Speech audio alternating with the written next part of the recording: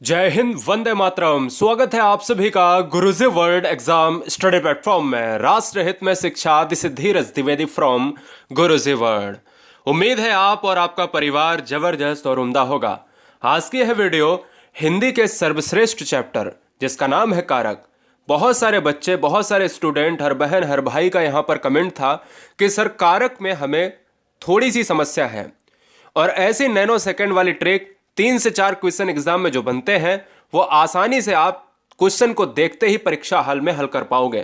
तो चलिए video start करते हैं। स्टार्ट करने से पहले आपको बता दें कि चैनल पर पहली बार है तो सब्सक्राइब कर लें, क्योंकि यह एक आपका परिवार है। हिंदी कारक में हम पूरा शिद्दत के साथ पढ़ेंगे और लास्ट में हम टेस्ट भी लगाने वाले हैं। तो चलिए देखिए, सबसे छोटी चीज पहले मैं बता देता हूं जिसमें एक क्वेश्चन बनता है। सबसे आसान क्वेश्चन जो बनता है वो पहली स्लाइड से बनेगा। लिखिएगा, कारक की परिभाषा के अंतर्गत क्या होता है कि क्वेश्चन जो पिछली बार बना था इसमें यहां से बना था कि क्या कारक क्या है।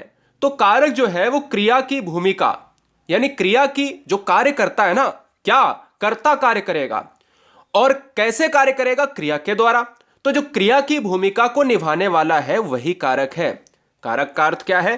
किसी कार्य को करने वाला, यानी कर्ता जो होगा वो क्रिया को करने में जो भूमिका निभाता है दोस्त, वही क्या है? कारक है। और एक और क्वेश्चन पूछा जाता है जो मैंने यहां पर नहीं लिखा है। इस कारक को परसर्ग भी कहा जाता है। क्या कहा जाता है? परसर्ग। याद रख लीजिएगा। तो क्वेश्चन में कभी भी पूछ ले कि परसर्ग का अर्थ क्या है, तो कारक ही है। कारक को दूसरे नाम से क्या जानते हैं? तो परसर्ग के नाम से जानते हैं दोस्तों। ठीक है, कारक के उदाहरण, इस पर गौर मत करना बिल्कुल। ठीक है, वह रोज सुबह गंगा किनारे जाता है, वह पहाड़ों के बीच में है, कहीं के आएगा कहीं में आएगा, नरेश खाता है, सूरज किताब पढ़ता है। ये तभी समझ में आएंगे उदाहरण जब आप एक एक कारक को समझ लेंगे। अब यहां से स्लाइड आप लिखेंगे, क्वेश्चन क्या बनता है कि कारक कितने प्रकार के होते हैं दोस्त। कारक होते हैं 8 प्रकार के। जैसी स्लाइड बनी है सेम टू सेम वैसी स्लाइड आपको बना लेनी है। हिंदी में अगर पूछा जाए कि परसर्ग कितने होते हैं, बच्चा कंफ्यूज हो जाएगा, क्योंकि आज उसको पता चल गया है कि परसर्ग ही कारक है, कारक ही परसर्ग है। तो अगर क्वेश्चन में कारक पूछे तो 8 होते हैं, अगर क्वेश्चन में हिंदी में परसर्ग पूछे तो भी 8 होते हैं। ठीक है, कारक कौन से 8 होते हैं सर? चलिए जान लेते हैं। पहला है कर्ता कारक, दूसरा है कर्म कारक, तीसरा है करण कारक, चौथा है संप्रदान कारक, संबंध कारक, अपादान और अधिकरण, लास्ट में है संबोधन। दोस्तों अब अगर पूछा जाए आपसे, यह बताइएगा कि रमेश भिखारी को चावल दान देता है, कौन सा कारक है? क्वेश्चन में पूछ लिया जाए तो आप परेशान हो जाओगे। तो यहां पर हम एक एक कारक को बहुत शिद्दत के साथ पढ़ लेते हैं। हेडिंग डालिएगा कर्ता कारक। कर्ता कारक की परिभाषा, कर्म कारक की परिभाषा, अधिकरण कारक की परिभाषा, इन सभी से एक एक क्वेश्चन बन जाता है कभी कभी।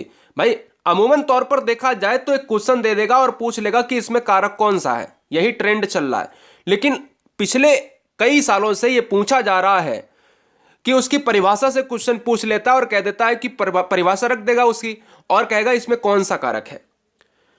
तो कर्ता कारक में आपको क्या लिखना है? जो वाक्य में कार्य को करता है वह कर्ता कारक कहलाता है। सिंपल सी बात है। कर्ता वाक्य का वह रूप होता है जिसमें कार्य को करने का पता चलता है। भैया सब्जेक्ट अगर होगा तभी तो कार्य को करेगा, कर्ता होगा तभी तो किसी कार्य को करेगा, तभी तो किसी क्रिया को अंजाम देगा। कर्ता कारक की विभक्ति आपको लिखनी है कि कर्ता कारक की विभक्ति जो होती है वो ने होती है ना। सब्जेक्ट जो है वो ने के साथ जुड़ा है, कर्ता जो है वो ने के साथ जुड़ा है। इस चीज को आप भूले ना। क्वेश्चन में डायरेक्ट पूछ लेता है कि करण कारक की विभक्ति क्या है, कर्म कारक की विभक्ति क्या है, संबोधन कारक की विभक्ति क्या है। तो ये चीजें आपको आनी चाहिए। कर्ता कारक के अगर उदाहरण की बात करें तो मैंने एक नहीं, दो नहीं, बल्कि 4-4, 5-5 एग्जाम्पल लिए हैं। जैसे मेरे मित्र ने आज यह खाना यह खाया था, मेरे मित्र ने आज यह खाया था, तो मैं कैसे पहचानूंगा? मैं दोस्तों वहां की विभक्ति से पहचानूंगा कि इसमें अगर ने आया है तो कर्ता हो जाएगा, क्योंकि कर्ता इंपॉर्टेंट है। रामू ने आज गाड़ी चलाई थी, किसने गाड़ी चलाई थी? रामू ने चलाई थी। विभक्ति किसका लोप हुआ है? ने का लोप हुआ है, इसलिए यहां पर हो जाएगा। टीचर ने आज मुझे बहुत पीटा था या टीचर ने मुझे पीटा था, तो दोस्तों यहां पर ने है क्या है, विभक्ति है, किसकी है, कर्ता कारक की विभक्ति है। सुरेश ने आज केला खाया था, तो सुरेश ने क्या खाया था, केला खाया था। किसने खाया था, सुरेश ने खाया था। भैया किसकी विभक्ति है, कर्ता कारक। और दीपक ने सुबह आज बादाम खाए थे। आपको दो दो या तीन तीन एग्जाम्पल केवल लिख लेने हैं, मैंने तो आपको 5 एग्जाम्पल बता दिए। ठीक है, चलिए दोस्तों कर्म कारक की तरफ बढ़ रहे, जैसे जैसे हम 8 कारक की तरफ बढ़ेंगे ना, वैसे वैसे कठिन कॉन्सेप्ट आपको मिलेगा। बहुत ध्यान से, अधूरा ज्ञान खतरनाक होता है, मुझे पता है। आपको 8 बजे वाली क्लास आप लेते होगे तो वहीं से क्लियर हो गया होगा। लेकिन अगर मैं बताऊं आपको कर्म कारक में, तो वह वस्तु या व्यक्ति जिस पर वाक्य में की गई क्रिया का प्रभाव पड़ता है। देखो अभी क्या था, अभी था कि जो कर्ता है वह अगर किसी कार्य को कर रहा है, अंजाम दे रहा है, वही कर्ता कारक है। लेकिन कर्ता के द्वारा अगर कोई क्रिया की जा रही है और वह कर्म कहलाएगा दोस्तों, उसका क्रिया पर प्रभाव पड़ता है, इफेक्ट पड़ेगा दोस्तों क्रिया पर, वही क्या है, कर्म कारक है। कर्मकारक का जो विभक्ति चिन्ह होता है वो क्या है, कर्मकारक का जो विभक्ति चिन्ह होता है वो को होता है। लोप क्या होता है, को होता है। इसलिए इस चीज को आप आसानी से रट लीजिएगा, कर्ता ने कर्म को। क्लियर है? तो चलिए कर्म को यहां पर हम जान लेते हैं। कभी कभी बच्चे यहां पर इस चीज को देखकर परेशान हो जाते हैं कि हम यहां पर तो सर ने ये बताया था कि ने आ रहा है तो मैं ने लगाऊंगा। जी नहीं, लास्ट में देखिएगा कि भैया क्रिया पर प्रभाव पड़ता है। क्वेश्चन क्या कह रहा है, क्रिया का प्रभाव पड़ता है किस पर, उस कार्य पर जो किया जा रहा है। किसके द्वारा, कर्ता के द्वारा। बोले राम ने रावण को मारा, भैया किसने मारा, राम ने। किसको मारा, रावण को। प्रभाव पड़ रहा है, बिल्कुल पड़ रहा है। इसलिए आपको ट्रिक में बता देता हूं कि अगर आप ने और को में कंफ्यूज होते हो तो लास्ट वाले को देखो और आंसर मार दो। तो ये किसकी विभक्ति है, ये किसकी विभक्ति है भैया, तो ये है आपकी कर्म कारक की विभक्ति है। राम ने रावण को मारा, रमेश ने राधिका को तमाचा मारा, मां ने अपने बच्चे को दूध पिलाया, कुत्ते ने मेरे दोस्त को काट लिया, राम ने घोड़े को पानी पिलाया। तो इसमें को और को और को और को, ये क्या है, ये कर्म कारक हो जाएंगे। तीसरे नंबर पर सबसे मोस्ट इंपॉर्टेंट है करण कारक और अपादान कारक, अधिकरण कारक। 3 क्वेश्चन यहां से 3 से हमेशा 2-2 क्वेश्चन बने हैं, नोट कर लो। करण, अपादान और अधिकरण बहुत इंपॉर्टेंट है। करण कारक की परिभाषा भी पूछी जा चुकी है, जिस रूप से क्रिया के करने के साधन का बोध हो। दोस्तों कई बार रटाया है आप सभी को, अगर नए बच्चे हैं तो समझ लें आप कि करण कारक में जो विभक्ति से होती है वो हमेशा साधन के रूप में यूज होती है, और अपादान में जो से होता है वो हमेशा अलगाव के रूप में यूज होता है। याद कर लीजिएगा, करण कारक में अगर साधन शब्द आता है तो वह परिभाषा किसकी होगी, करण कारक की होगी। करण कारक हमेशा साधन के रूप में यूज होता है, यानी जिसकी सहायता से किसी काम को अंजाम दिया जाता है वह करण कारक कहलाता है। बोले क्या, बोले क्या, मैं अपना काम पेन से करता हूं, मैं फावड़े से मिट्टी खोदता हूं। जिसकी सहायता से, फावड़े से मिट्टी खोदता हूं दोस्तों, मैं फावड़े से मिट्टी खोदता हूं। मतलब क्या है कि मैं क्या कर रहा हूं, यूज कर रहा हूं फावड़ा, साधन है मेरा। मैं साइकिल से स्कूल जाता हूं, मेरा साधन है साइकिल। मैं ट्रेन से कानपुर जाता हूं, मैं ट्रेन से जोधपुर जाता हूं, मेरे साधन है दोस्तों। जब किसी साधन के रूप में यूज हो तो वो करण कारक कहलाएगा। करण कारक की 2 विभक्ति हैं, एक से है और एक के द्वारा। इंपॉर्टेंट है, जबरदस्त है, लल्लन टॉप है। ठीक है, नोट कर लीजिए। करण कारक के उदाहरण में अब देखिए यहां पर क्या था, राम ने रावण को मारा। राम ने, देखो अभी तक अगर मैं कह देता राम ने मारा, राम ने मारा तो हो जाता कर्ता कारक की ने आया। राम ने रावण को मारा तो यहां पर क्या हो गया, कर्म कारक, क्योंकि को आया लास्ट में। अब मैं कर्म कारक नहीं पढ़ा रहा हूं, अब करण कारक पढ़ा रहा हूं। राम ने रावण को बाण से मारा, अब ये और बढ़ गया, लो अब आ गया बाण से मारा। तो यहां पर क्या हो जाएगा, लास्ट वाला फिर से मुझे ट्रिक में देखना है कि लास्ट वाला क्या है। तो से आया है दोस्तों और साधन के रूप में आया, क्योंकि बाण क्या है, साधन है। अभी मैं बता रहा हूं, चिल्ला चिल्ला के बता ही रहा था कि साइकिल से, फावड़े से, ट्रेन से, ये साधन तो है जाने आने के। ऐसे ही मारने का साधन क्या है, बाण है। सिंपल सी बात समझ गए। ट्रिकी वे में समझो। लेटर को पेन से लिखा गया, किससे लिखा गया? पेन से। पेन क्या है दोस्तों? साधन है, इसलिए से आया है। राधा ने, जब तक अलगाव ना हो तब तक अपादान नहीं होगा। राधा ने रोहन से काम करवाया। रोहन क्या है दोस्तों? साधन है यहां पर। राहुल सारा ज्ञान न्यूज़पेपर से लेता है। राधिका ने प्रियंका को डंडे से मारा। डंडा क्या है? साधन है। क्या काहे का साधन? मारने का साधन है दोस्तों, इसलिए यहां पर से क्या है? ये साधन के रूप में यूज हुए हैं। इस चीज पर आप गौर करिए, ठीक है। चलिए, संप्रदान कारक की बात कर लेता हूं। तो संप्रदान, दान, दान, दान का मतलब देना। संप्रदान, सब कुछ दे दो। जब वाक्य में किसी, ऐसे ही ट्रिक याद होती है जिस तरीके से मैं बता रहा हूं आपको, सब कुछ दे दो भैया, याद कुछ तो है इसमें, इसमें बात है कुछ। देखिए आगे क्या बताता हूं। जब वाक्य में किसी को कुछ दिया जाए या किसी के लिए कुछ किया जाए तो वहां पर संप्रदान कारक होता है। संप्रदान कारक के विभक्ति चिन्ह के लिए और को है।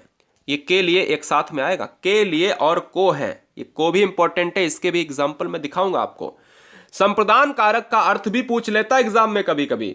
संप्रदान कारक का अर्थ क्या होता है? ऑप्शन ए अलग अलग होना, ऑप्शन बी साधन के रूप में, ऑप्शन सी देने के अर्थ में, ऑप्शन डी कुछ भी है ना, तो कुछ भी दे सकता है आपको। तो देने के अर्थ में क्या होता है? संप्रदान। संप्रदान कारक के लिए क्या आता है? उदाहरण में, मम्मी राहुल के लिए खाना लेकर आओ, के लिए आया है, संप्रदान कारक है। पापा राधा के लिए नई गाड़ी लेकर आओ। दो एग्जाम्पल लिख लेने हैं, ये दो लिख लेना है और यहां से दो लिख लेने हैं। राकेश गरीबों के लिए खाना लेकर आओ, यहां पर हमने क्या कहा? के लिए आता है, तो हमें संप्रदान कारक। अब बच्चा कहेंगे कर्ता ने कर्म को इसमें को आया है, क्यों नहीं दिया आपने? भैया इसमें कर्ता ने कर्म को, इसमें आप कहोगे कि सर कर्म क्यों नहीं आया है, तो भैया सिंपल सी बात है, पढ़िएगा क्या लिखा है। श्याम ने राधा को गिफ्ट दिया। श्याम ने राधा को गिफ्ट दिया, देने का अर्थ होता है, जब देने के अर्थ में क्या आता है? को आता है। देने के अर्थ में दोस्तों को आता है तो फिर क्या होगा? कुछ भी आप देते हैं, अगर दे रहे हैं उस बीच में अगर से भी आ जाए, को भी आ जाए, ने भी आ जाए, तो सब कुछ छोड़ दिया जाता है, संप्रदान कारक ले लिया जाता है जब किसी चीज को दिया जाता है। रुक्मणी ने राम को गुलाब दे दिया। यहां पर मैं कह सकता हूं कि गुलाब का अगर फूल दिया है दोस्तों तो दिया है ना। भिखारी ने, राजा ने भिखारी को कंबल दिए, राजा ने भिखारी को सोना दिया, राजा ने भिखारी को सर्फी दी। तो जब देने की बात होगी तो हम उपहार हो चाहे हम दान दे रहे हो, सब आएगा संप्रदान में। अपादान कारक क्या है? जब संज्ञा या सर्वनाम के किसी रूप से अलग होने का बोध हो दोस्तों, तो वहां अपादान कारक होता है। अपादान कारक की विभक्ति आपको पता ही है कि से होती है। अपादान कारक की विभक्ति से होती है तो आपको यह भी पता होगा कि करण की विभक्ति भी से होती है, लेकिन आपको पता है कि से चिन्ह करण कारक का भी होता है, लेकिन वहां इसका मतलब साधन के रूप में होता है। ये मैं पहले बता चुका हूं, लेकिन कंफ्यूजन दूर करने के लिए यहां पर फिर से टाइप करना पड़ा। जब संज्ञा या सर्वनाम, नाउन और प्रोनाउन किसी रूप से अलग होने, सेपरेट हो जाते हैं दोस्तों, जब कोई चीज अगर मैं बात करूं दोस्तों, यहां पर एक ही एग्जाम्पल में कोई चीज ये दिखाई जाए कि वो एक ऑब्जेक्ट दूसरे ऑब्जेक्ट से अलग हो रहा है, अपादान कारक होता है। उसमें से का प्रयोग जरूर होता है, लेकिन से आता है कर्ण में भी, लेकिन से कर्ण का यूज होता है साधन में। यहां से का मतलब किसी चीज से अलग होने के लिए होता है, दिखाने के लिए प्रयुक्त होता है दोस्तों। Very very most important. चलिए बात करते हैं अपादान कारक के उदाहरण। राम बिल्डिंग से नीचे गिर गया, चूहा बिल से बाहर निकला, चंद्रमा सूर्य से काफी दूर है। मैं समझाऊंगा अभी, लिख लीजिए। बिजली के तार खंबे से नीचे गिर गए, राधा के हाथ से रोटी गिर गई, मेरे हाथ से कल मोबाइल गिर गया। देखो राम खड़ा था बिल्डिंग पर और राम जो है यहां पर क्या है? गिर गया। तो भैया ये राम जो है ना अब जो है इस तरीके से गिर गया, तो ये बिल्डिंग का भैया ये सरफेस थी, इससे अब उसका संबंध रहा नहीं रहा। इसलिए जब अलगाव होता है, जब एक चीज दूसरे से गिर जाती है, ऊपर से अलगाव होता है, तो यहां जब से यूज होता है अपादान कारक होता है। बहुत फेमस एग्जांपल आपको देता हूं कि देखिएगा, जब पेड़ से पत्ता गिरता है तो पत्ता पहले पेड़ में लगा हुआ था, पत्ता जमीन पर क्या हो गया? गिर गया है दोस्तों। तो अब क्या हो जाएगा? तो अब ये पत्ता पेड़ से अलग हो चुका है, अपादान कारक। चूहा बिल से बाहर निकला, भैया चूहा था, इसमें रैट घुसा था, अब ये रैट बाहर चला गया, तो मैं ये कह सकता हूं बिल से इसका अलगाव हो गया है, तो ये भैया अपादान कारक। सूर्य चंद्रमा भैया सूर्य चंद्रमा, एक चंद्रमा है, सूर्य है, और यहां पर मैं कह सकता हूं मून और सूर्य से काफी दूर है। अगर मैं कह दूं भैया पृथ्वी अर्थ की बात कर लूं तो दोनों से दूर है काफी, तो यहां पर भी क्या है, अलगाव है, अपादान कारक। बिजली के तार खंबे से नीचे गिर गए, बिजली के तार अभी तक खंबे में लगे थे, अभी क्या हो गया, यहां से पोल से टूटा, अब ये नीचे आ गया, तो ये यहां से इसका क्या हो गया, अलगाव हो गया। राधा के हाथ से रोटी गिर गई, अभी तो राधा के हाथ में रोटी थी, अब ये गिर गई नीचे तो जमीन में आ गई, है ना। और मेरे हाथ से कल मोबाइल गिर गया, मेरे हाथ में मोबाइल था, अब ये गिर गया नीचे, सिंपल सी बात है। संबंध कारक देखिए, लास्ट में हम क्वेश्चन भी लगाने वाले हैं। संबंध कारक देखिए कि संज्ञा या सर्वनाम का वह रूप जो हमें किन्हीं दो वस्तुओं के बीच का संबंध के बोध की बात करता है। सिंपल सी बात है कि भाई संबंध है तो संबंध के बीच की बात जरूर करेगा, संबंध के बीच की बात जरूर करेगा। कैसे करेगा, ये सबसे सिंपल है, सबसे सिंपल अगर देखा जाए कारकों में तो सबसे सिंपल यही है।